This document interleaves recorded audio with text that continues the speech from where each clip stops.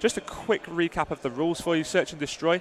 The rules on the screen are actually incorrect. The round limit is 1 minute 30, which does make these a much more competitive game. It's first to 6 rounds, 1 minute 30 round limit. Of course, the sides will switch each time, attack and defend, and hopefully gain some big action. Yep, and as you were saying as well with the snipers, we are actually seeing them utilised quite a bit in search and destroy gameplay. What happens quite a lot is you see the smoke grenades come down, you see the dual band attached to the DSR sniper, and you won't really see any more than one person on a team using it because, of course, if you've got a sniper rifle and they've all got assault rifles, submachine guns, and you're the last one left, then it's not going to be looking good for you. Well, I mean, that's the great thing about the dual band now. I mean, a lot of players opting to use the sniper rifle and the MSMC, so they have got the long shot option and also the close quarter combat, which of course does pay dividends for them. Yeah, it's a really nice feature, letting them have that secondary primary weapon in a way.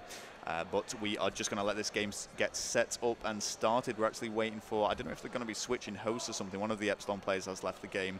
But Cargo in itself as a map, a fairly small map. You know, a lot of crates, a lot of cover for them to get behind. And what you can often see at the very start is 2 very early pushes up into the top orange and top blue area, just where they can look right over the map. And that's where you see some early sniper rifle or assault rifle engagement. Yeah, now this is a very, very tough game to be warming up to, I must admit. I mean, Epsilon, EU champions, if you like, from the qualifiers anyway, versus Fariko Impact, MLG Dallas winners. Both sides very, very good, arguably the best in Europe and America as well. I mean, we never can say that because different days, different teams, but it's one of those that's going to kickstart their day. I mean, both teams want to be starting with a win, get that motivation, get their head held high. Yeah, and I think it's like you say, what we're trying to say is it's a very strong American team. Of course, there are you know, some fierce competition in the American scene, and you can't really pinpoint one better team than another. But of course, coming off the back of an MLG win, they are looking very strong. So they're actually setting up a new lobby. That's the word that we're getting there. So yeah, search and destroy Cargo.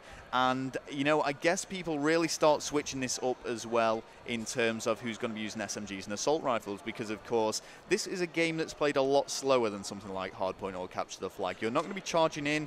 You're probably not going to be taking risks where you normally would because, of course, 1 life and you're out. Yeah, exactly. Jay just getting into the lobby there, using one of our sponsored controllers, Scuff Gaming. Massive shout out to them. He currently has the Scuff Pinky in his hands. It's a very quiet and content person, isn't he? Yeah, I mean, he's in his zone. He is concentrated, fixed on the task at hand. Yeah. Epsilon manager there, just sat behind Jed. That is Sam. Yeah, of course, supporting them throughout this tournament, both financially and morally as well, being with them every single game there, making sure they're all getting on okay, as well as the Epsilon girls, who a few people were actually a little bit surprised with them taking a map. They won a map yesterday against, I'm not sure on the team name itself. I know 6-5 search and destroy, they took it, yeah. Yeah, it was very, very close. Did actually watch that game as well, and it was quite a good one to watch, I must admit. Close for combat. Morgan playing outstanding in that, I must admit. She actually did really well throughout the whole game. She was the standout player in the girls' lineup, I would say, and a few people have been giving her praise. She has actually competed in various lineups. Yeah, she's competed in both all-girls lineups and mixed lineups as well. And even when she teamed in the mixed lineup, she held her own. Absolutely, yeah. No, played a really good game. We do have everyone in this game now, so we're going to quickly flick over to the CODcaster there just to make sure we are ready, and we're waiting for McGee to actually join the game. Yeah, you have just lied to the people at home. I've just had a quick look at McGee's screen, and he's had to reset his Xbox for some reason, so that is why we are experiencing these delays. And he's stuck on the Xbox screen. I'm sure we'll get that resolved very shortly anyway. But following the search and destroy on Cargo, just to give you a little bit of a recap, once again it's going to be Capture the Flag, a raid, hardpoint standoff, and to finish things off, if it goes this far, search and destroy aftermath. Now, as discussed before, with Epsilon actually giving the first game away, they need to win 3 back-to-back to make sure 100% indefinitely that they will be getting the 5th seed going into the winner bracket round 3. Yeah, I mean, at this point, I think that they're not really too fussed about the seed itself. I think what they want to be doing is making sure that they are fully warmed up. They want to be taking maps off Fariko Impact, of course, and obviously they are trying to win. However, I think it's a great way to warm up, having this game that doesn't really affect them too badly if they were to lose. It doesn't drop them down to the loser bracket. They're still going to enter in the winners bracket, which will, of course, be where they need to be to advance into this tournament. A very big thank you to all of those of you supporting this scene, this stream, this tournament by tweeting out the stream link on Twitter, of course. Yeah, it really does help. If you're on Twitter or any sort of social media, be sure to give the stream links a tweet out. We've got the twitch.tv/EGLTV and twitch.tv/EGLCOD for the alternative side stage here. And it looks as if TCM Gaming did actually take the first map against Curse there. That was, of course, on the Call of Duty feature stage. If at any point over the weekend you want to check that out, that is twitch.tv/EGLCOD. So we will either be on this main stage, of course, EGL TV, or on the feature stage as well on EGL COD. And Call of Duty action all weekend. Exactly, and we're going to be providing it as much as we can throughout the whole day, so be sure to tell your friends. Turtle Beach, of course, being one of the headline sponsors for this tournament. This is the Turtle Beach Black Ops 2 Spring Championships, and you know, it is really nice to see, as we've said before, these sponsors getting right behind us and getting involved with the scene, and of course all you guys supporting back home and watching the stream. It does really help the scene grow quite a bit. Yeah, exactly. We can't thank our sponsors enough for helping these events happen. Of course, we have got Scuff Gaming, Mad Cats, Turtle Beach themselves. We've got Console Kings and Rego42 in attendance here. Unfortunately, Scuff Gaming aren't actually down. I think some of the owners of Scuff Gaming may be showing their faces later on. I've heard rumours. It would be nice if that would happen. They're always a good chat. Have you had a chance to taste the Rego42 hot chocolate? Rego42 hot chocolate. They're mochachinos. Now, I'm not normally a coffee fan. I thought, while it's on offer, while it's free, I'll give it a go. Beautiful. It is. It's nice. It warms the cockles of our hearts, I think. Exactly. It certainly woke me up this morning and made me fit and ready for today's event. Now, normally I find that I'm a little bit tired on the second day of Call of Duty events, but this is one that we took more seriously. I went to bed at 1 o'clock last night. It's a pretty early night. Got a nice 7.5 hours sleep. It was. We had a good sleep and a very nice breakfast as well. Norbreck Castle. I mean, it does get a little bit of stick, really, the event in Blackpool for sort of its location, but it is really nice that everything is together. We've got food. It sounds so obvious, but we've got we've got food, bed, COD. Exactly. What more can you ask for? Food, eat, sleep, play Call of Duty. That's all you need, really. That's all you need in our lifestyle, anyway. But no, as Rel's touched upon, Epsilon would need to win 3 maps back-to-back now to top their group. That would, of course, go down to the map score. Yeah, and Cloud and EQ are going to be battling it out, really, for that bottom place as well. Cloud, though, actually, if Epsilon lost 3-0 here and Cloud won 3, if Cloud then won their game against EQ, then they would come second, and this Epsilon lineup would be third in their pool play Group B. Yeah, so there's a lot of switching that can still take place, even though we're going down to the last game. It's all up for grabs still, yes, as you say, Ral. I mean, Fariko Impact currently unbeaten here. One of the only teams that are actually unbeaten in this tournament so far.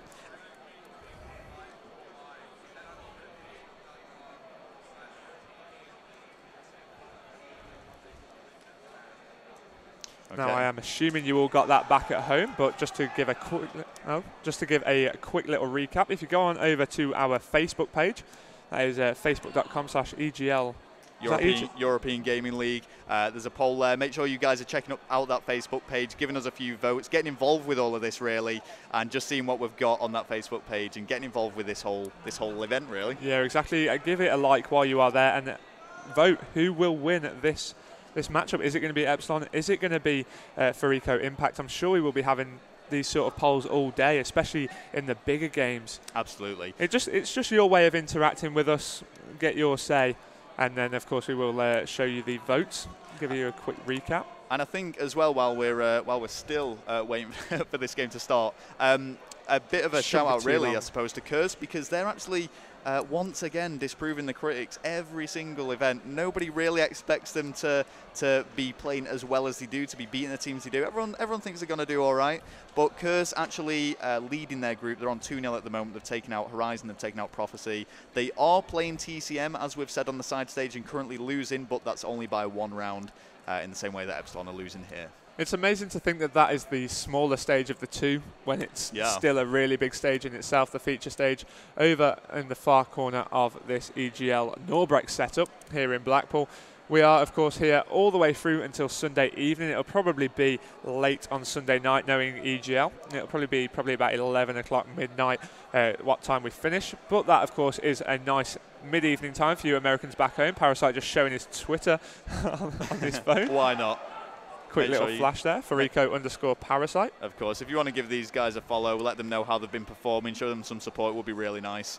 And yeah, I think we are all ready. Oh no, we're still not ready to go. So again, make sure you guys join in with the Facebook live poll on facebook.com/European Gaming League. Let us know who you guys all think, and we'll be getting it. Currently, Fariko Impact are favourites. Of course, they are 1 map to the good. They only need to win 2 more maps, whereas Epsilon need 3 maps. Yeah, and I suppose if we were at a 0-0 tie, it'd be nice to see what people were thinking as well, because, of course, with Fariko Impact being 1-0 up, and arguably, you know, a lot of people may believe to be the stronger team. Rel getting told off there for pointing out the flaws in our plan. Yeah, but no, make sure you guys join in with that poll, and of course give the Facebook page a like. So just waiting for the Epsilon player still to join this game, and then we should be able to get it underway. Just looking at the TCM and Curse game, it actually ended 6-1 on the Search and Destroy cargo to TCM. Yes. So TCM are 2-0 up against Curse. TCM haven't got their famous coach/manager with them at this event. That's Swizz watching back home. Of course, he won't have heard this shout out, as he will be avidly watching that TCM gaming matchup. That is, of course, on www.twitch.tv/EGL9, should you want to watch the feature stage. That is sponsored by Horpark and Turtle Beach as well. Yeah, Swizz a bit of a fan favourite here at events. Everyone loves Swizz. And just, you know, whenever TCM are playing in a big lineup, the chants are never for the players, it's always for Swizz. Yeah, exactly. He's been to a lot of land, Swizz. He does support the teams really well, and he's been involved with TCM a long time. He supports the teams, he supports his organisation, and he supports the scene, and that is what we love to see in this community. The people that genuinely want the scene to grow, want the scene to improve, and just love Call of Duty. Yeah. So, game still just waiting to get started. Yeah, unfortunately, I think it's McGee's Xbox has had a few issues. Just trying to get that resolved, and then of course we will get the game underway for you as soon as possible. But we are trying to reduce the amount of downtime in the stream, which is why you are seeing myself and Rel's lovely faces on here so much, just to save cutting to commercial breaks all the time. So again, the £9,000 top 5 prize pool, pretty impressive amount really to be divided between the 5 top placing teams at this event. It's nice to see it's not just the top 3 as well. It gives other guys a bit of a shot to win something. And of course at this event, not only have we got this pool play being introduced, but we've got the intermediate bracket, the amateur bracket. We're trying to provide gamers with as many LAN games as possible. It's the all-round overall experience, no matter what your competition level. Exactly, yeah. So, you know, you may get knocked out early on in the main tournament, but why not take part in the amateur bracket or the intermediate bracket? There's still stuff that you can win at the end of that, so it's great to just be keeping involved with it all. We are going to take a little bit of a break, though, whilst we try and get everything sorted out. We'll be back in 2 minutes' time, so be sure to stay tuned. Don't go anywhere, guys.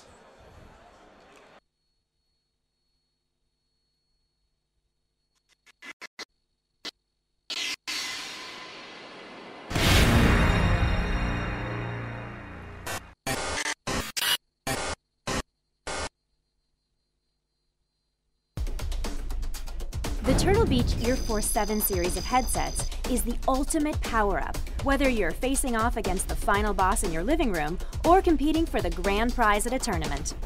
As the official headset of Major League Gaming, the 7 puts performance first. Protein leather and memory foam ear cushions deliver unmatched comfort and provide awesome sound isolation.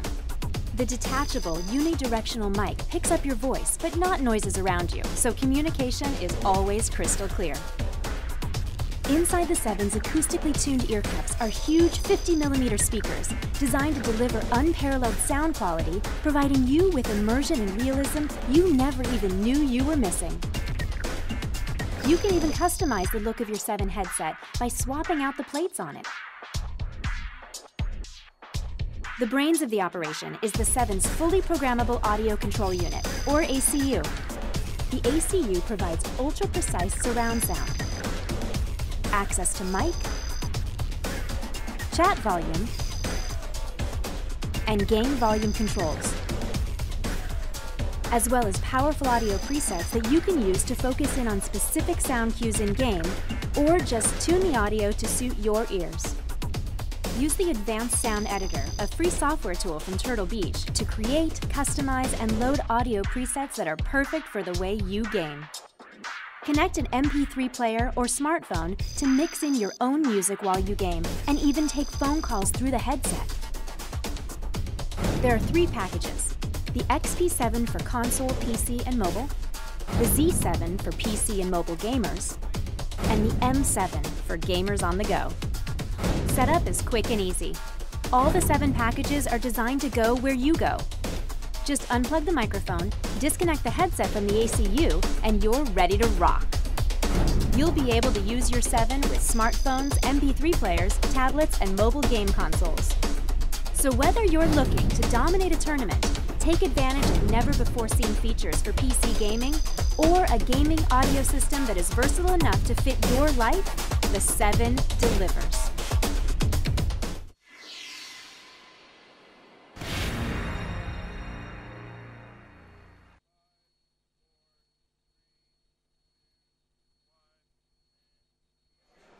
Hello and welcome back to the Turtle Beach Black Ops 2 Spring Championships here. We are going to be getting underway with game number 2 in this best of 5 series in Pool B between Epsilon and Fariko Impact. And what a matchup this is so far. Now, a huge shout out to our main tournament sponsors here. This is Turtle Beach. We have a few products on display directly in front of us. Now, this is the new headset that they are currently in the process of releasing. It's not available on the market yet. I went over and had a quick look at it yesterday just before the tournament started. It is an amazing headset, one that will be rivaling the very top gaming headsets over the next coming years. Now, one of the great things on this main stage area is this little beauty. This is the tournament mixer. It is on both stations and both teams are wired into them, which should enable us to do a live listen-in at some point. Not really too sure how it's going to work. I'm sure that the production will give us the heads up when we are able to do that listening. Yeah, just had confirmation of that. But that will, of course, give you guys the insight. You can see it there. It's the thing with all the red lights coming out of it. Each player gets their own individual control. It has got 8 presets on it, which means that you can sort of boost the loudness, the bass, whenever they want to. Yeah, so... sorry. No, absolutely. I was just going to say, so thank you to Turtle Beach, all courtesy of Turtle Beach, of course, these listen-ins with the tournament mixers. It's the Black Ops 2 Spring Championships here, and we're going into game number 2 now. A little bit of an update as well. It's 2-0 to TCM Gaming on the other Pool A game. It's currently 2-1 to Horizon against Prophecy as well. So they're putting up a nice little fight there, but here we go in the Epsilon versus Fariko Impact match. Let's start off with Epsilon, Gooch. Yeah, we are going to be watching Jerd first of all, who has got that MSMC and is looking directly at that bomb, so I would assume that he is going to be the player picking that up. No, I do apologise. He's going to run straight past that. Oh, very deadly combo here as he has got that thermal scope on as well, just making sure no players can rush here. But we do need to be a little bit quiet for our audience because, of course, Search and Destroy, we are being played through the speakers into the crowd, so do just need to be a little bit vague. But Parasite and Karma both picking up kills. Killer as well, and now Jerd is left 1 versus 4. He may struggle against such a top Fariko lineup. Yeah. Brilliant. So we are just going to keep on board with Jerd, see what he can do here. He's actually switched over now to his MSMC with Quick Draw, manages to take out 1 versus 3. Makes it a little bit easier, but still things aren't looking great for him right now, Gooch. 45 seconds left on that clock. If he could take out another one within the next sort of 5 to 10 seconds, he may be in such a good position to be able to do this 1 versus 4 against such a top lineup, though he may struggle, but he does get sniped by Karma early on. He was stuck between a rock and a hard place, so 1 versus 3 against Fariko Impact is not going to go down too well. As we see Karma there using that sniper, Sorger just flicked past in that middle mount and picks him out nicely with that chest shot. Actually interesting to see someone using a sniper rifle without the dual band attachment. We see it used so frequently here. Of course, it has that added benefit not only of making it easier to identify the enemy opposition, but you can see through the smoke. But we aren't really seeing too many smoke grenades dropped here, so let's actually watch McGee see what he can do with his M8. Of course, a very long-range assault rifle, burst action, and he's lined it up prime to catch someone off guard as they poke around this corner. Yeah, we have just been informed that our audio has been dropped in the audience here at EGL9 Blackpool, so we can feel free to commentate S&D more effectively for you guys back at home. Now, McGee just still hard aim in this position. If we just mix it up, if we bring up that little scoreboard in that bottom right, you did see that the players are all defending that A bomb site, so they're very popular bomb. But let's look on board with Sowers as he looks as if he may come head on head with somebody here, which he does. He does manage to land bullets on. Jerd's going to give chase, but gets taken down by Miracle there. Well, here we go. Sowers bringing the sniper out once more, just trying to poke over the barrels. He does spot someone, and he's not going to make the shot. Real close there, and now he is in trouble. He's got to cover both angles. Oh, and it was just not looking good for him there. He was being flanked. He was being pincered. He had no chance. 2-0 to Fariko Impact now. It really does look as if this lineup, both lineups really are using the dual band attachment very well. I mean, both teams seem to have that sniper, and that was sort of like a pre-shot by Parasite there. Shot before he'd even come around the corner and just walked into that. Sowers' look of disbelief. And now we are going to mix things up. Let's go on board with Miracle first of all. What score is he currently on if we just bring up that scoreboard? Currently 2-1. Only Jerd has a kill for the Epsilon lineup so far, but Miracle going to push down this right-hand side, an option that you don't really see too much because most players tend to just push towards that A bomb site. Miracle trying to catch them off guard. Yeah, he's just trying to hold, as you say, just holding B. He's probably going to be there on his own as well, with A being the more popular bomb site to charge. And you can see just from the little map in the bottom right-hand corner there, I reckon that's going to be that's pretty much the division of the players. We've got 3 slowly moving towards A and 3 defending A. 1 towards B and 1 defending B. Miracle's getting a little bit impatient now, and I think he's quite conscious that he's seen no action at all at that side. See, I think he would have, if he stayed there a little bit longer, he would have come head-on-head with Lucky. But let's mix things up. Let's go on board with Killer, who may come head-on-head, which he is about to do so. Does manage to take down Sowers and look instantly over at that right-hand side. Make sure he's not going to get shot in the side there, as he seems to be a little bit safe. Let's stay on board with him as it's now a 3 versus 4 in favour of Fariko Impact. They look very strong here as Karma takes down Jerd as well. Yeah, so Killer just holding this top orange area. He is giving chase. Oh! It's the knife that is going to end McGee there. McGee goes down. Killer has sustained some damage, but does remain alive. It is 4 versus 1. Lucky is all on his own. He needs to get very lucky here, and unfortunately does not manage to do so. As Miracle quick to take him out with that M8 assault rifle. This is 3-0, and Fariko Impact looks so well set up on Search and Destroy here. They literally are covering every possible angle, every route that Epsilon could come towards them at. And Lucky, I'd say he was actually a little bit unlucky there to not take out Miracle, but with only 20 seconds left on that clock, I think a 1 versus 3 would have been extremely hard to do. Fariko Impact are really proving the worth here. I mean, let's flash our minds back to the hard point that took place earlier on. 250 to 136, that is a huge margin, and they're currently 3-0 up on Search and Destroy. Really proving themselves here against one of the toughest competitions at EGL9. Yeah, and now we are going to stay on board with Killer, currently top fragging for his teams. He's trying to push down this right-hand side, made sure nobody tried a really early rush. I've never seen anybody be able to rush and get into that position. They did just double-check in that corner so early on, but Sowers has made the first blood, and that was on Miracle. The bomb is going to go down, though, with 40 seconds left on that bomb timer. There is a nade on it, but Killer gets taken down by Lucky, so let's have a look. It is going to be a 1 versus 4 situation for Karma. 30 seconds left on that clock. Does get on towards that bomb site. Saw that his trophy system had been disarmed. Does manage to land first bullets on. Not pick up a kill. Go behind him. Jerd managed to take him down. And that is the first round on the board there for Epsilon as Sowers picks up that defuse. Is he going to get that RCXD from that? No, he's not. Nowhere near. Yeah, I was actually thinking for a second Karma might have pulled that off because sure it was a 1 versus 4 situation that he was put in. He was in a good position, not much time left on the clock. Exactly, the bomb had been planted. All he had to do was ride that time out. Let's not forget there is a defuse time on there as well. So if he could have held it for maybe 25 seconds and just stayed alive, he could have pulled that off, but you know, we can't hold that against him. He was against 4 people, and Epsilon trying their best to get back into this game. Sowers, what are you up to? That was actually smart play from Jerd. He didn't rush in. I mean, he knew that he was 1v4, but still didn't even feel the need to rush. And Sowers now, we are going to watch him push down this right-hand side as he misses the jump. Parasite gets the first blood onto McGee early on there. And Sowers using that MSMC, but has gone up top, which is interesting because normally you'd see a long assault rifle there, which he would have made that kill as well if he had one. But Parasite taking down Jerd with his famous B23R. Yeah, Sowers wisely choosing not to actually make that challenge, though. He kept his location concealed, and it's going to allow him that little bit of sneakiness as he moves towards A here. Nobody knows his location, so he's just going to lay prone and hope that somebody just walks straight into his line of fire. Which, as it stands, it doesn't appear that Fariko are going to be pushing past these bomb sites. They know that they can just hold the bomb sites from the back of their spawning area, and Sowers trying to push through the middle. Of course, that bomb is down in the middle map area. Quite a dangerous situation as well. Sowers trying to advance up that map. Did he see one on the right there? I don't think so. as he is just lurking around this spawning area, but does come head on head with one. He had an MSMC and was unable to challenge Miracle there, but it's going to be 1 versus 3 for Lucky as he's in that middle map. Well, here we go, Lucky. Time is ticking away. You need to do something very, very quickly now. And, of course, he is on the attack. He's going to have to go for a plant, and things just aren't looking too great for him. But he does get the plant down and manages to escape that bullet. Yeah, did get shot as soon as he moved away from that Parasite. Quick to take him down with that B23R. Parasite on a 3 kill streak, and, of course, will go for that bomb defuse. And he didn't actually change his kill streaks to have an RCX decar on either, so he's a little bit closer, but it is just a Hellstorm missile that he does have.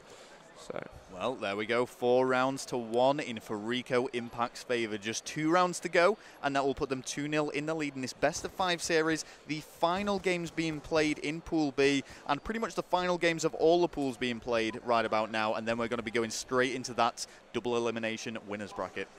Yeah, remember that you can go over to our Facebook page and let us know who you think is going to win this matchup. Now, we are just on board with Epsilon, but I think we should go back on board with the Fariko lineup. This is going to be on board with Parasite, who's using that thermal, does see Jerd and reveals his position.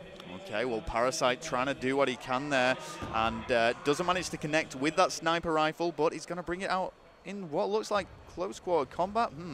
Wise decision to actually put that away, switching over to the B23R pistol. Of course, you know, firing those 3 bursts time and time again. Fairly weak, but very powerful when up close.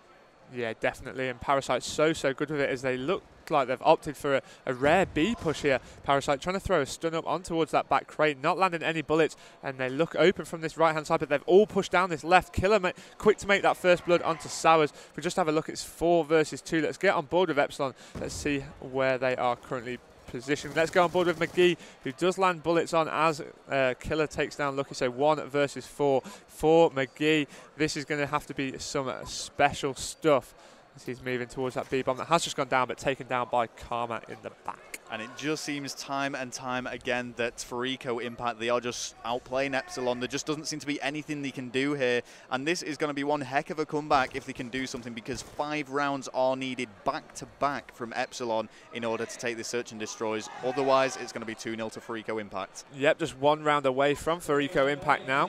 So let's stay on board with Epsilon. Of course, they will be playing straight down that middle area.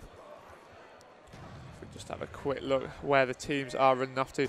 Epsilon all pushing that A-bomb site. Yeah, B's the harder bomb site to actually go for, and usually you'll only see teams pushing it if they go for a mad rush there for a bit of an element of surprise. But A is the most popular one. It's very heavily contested down this long, narrow choke, and it does seem that Fariko are coming out on top, but Epsilon are actually making a lot of kills in this round. It's 4 versus 2. Yeah, McGee going back to watch that flanking area. The bomb is going down from Lucky.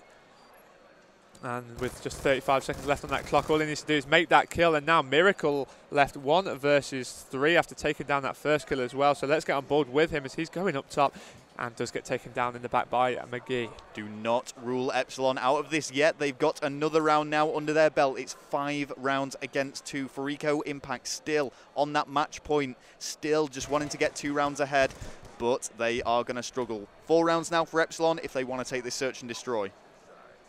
Yeah, of course, they have started the comeback already. They were 5-1 down, now only 5-2. Let's go on board with Fariko, though, as they are the attacking team. Let's go on board with the top fragger, whoever that may be. That actually is Killer, who I chose there, 6-3, as he's pushing over towards this left-hand side. Nobody else is on his team, though, and only one of the Epsilon lineup is at the very back of his spawn as well. But Sowers quick to make that first blood, once again knocking bullets into Parasite's head, and does bode well for Epsilon here for the comeback. Yeah, Sowers a very experienced player, and bringing that experience to what you could consider a fairly new Irish Epsilon lineup, and really paying dividends. You can see actually Killer, he did switch over to his AN94. He was previously using an SMG there, but opting for maybe that long range play over the short range. Here we go with Miracles though. Oh, unfortunate mistakes there from Jerd, leveling things up. Not sure really what happened. Clearly went to cook a grenade. Perhaps it bounced back off one of the crates. Not too sure about that, but Miracle comes head on head with a sniper, does manage to avoid that as he does regroup with his teammates, and now they are pushing over towards this B bomb site. 3 versus 3 now. 29 seconds left on that clock. Let's see how they're all set up. There's only one player covering that B bomb area.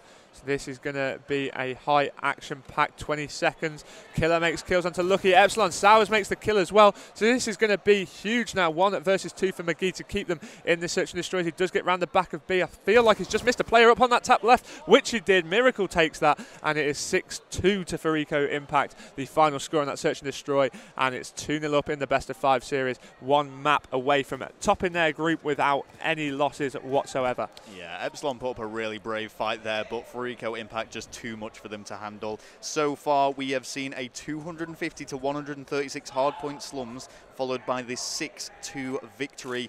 Search and destroy cargo by Fariko Impact. It's not really looking too close here from Epsilon, is it? And look at that. Nice bit of promotional work there from Parasite. Proud to be part of Fariko, as I'm sure many of the Fariko players are. Really nice organisation, actually. With very good staff as well. Led by Brainiac, of course, yeah, and he's branched out now into the American community.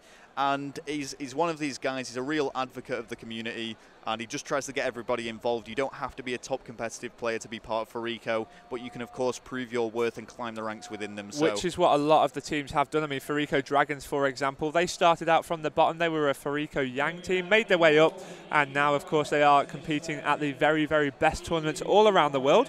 They are in EGL this week, in Blackpool next week, LA, representing the UK. Yep, so nevertheless, let's